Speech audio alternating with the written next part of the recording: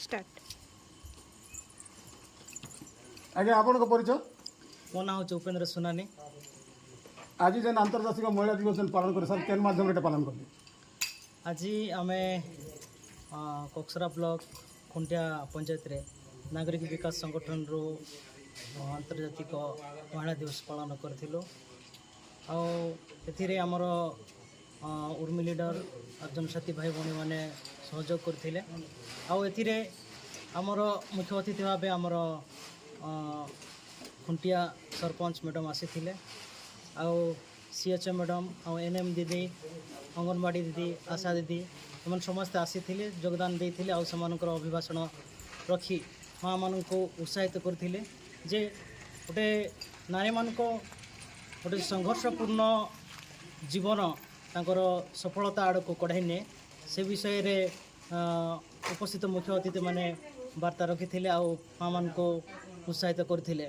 तत्सहित ए गाँव रे परिक्रमा करा जाइथिला सचेतनमूलक स्लोगान माध्यम रे समस्ते अवेयरनेस होइछन्ते हम अनुभव करछि।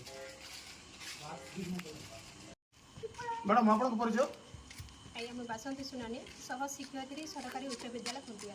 मैडम आज इन काना करथिले आज्ञा इन अंतर्जातीय महिला दिवस पालन कराइथिला। समस्त महिला माने इन उपस्थित थिले भल हिसाब रे पालन होला।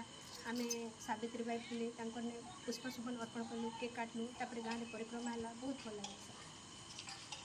मैडम आपन के आज कार्यक्रम कता रहला बहुत भल लागला सर। आमे एतकी जणै पारलु जे मार्च 8 तारिख रे गोटे अंतर्जातीय महिला दिवस हेसी जेनटा कि एबे जानुछन लोके आगे नहीं जानु थी। आगामी पीढ़ी रे केनता जानबे सेटा भी लोक के सचेतन करा हैला। एबे आमे जेते नारी माने आगे बढ़ुछन भविष्य रे शिक्षित पाठ साठ पढ़ी कर शिक्षित ही कर आहुर भी आगे बढ़ी कर निजर हक पाइबार लगी निजर सम्मान निजे केनता कर शिक्षा पाइमा से विषय रे आज जेतकी दूर जेइछन आहुर भी आगे जीवे बोली मोर आशा।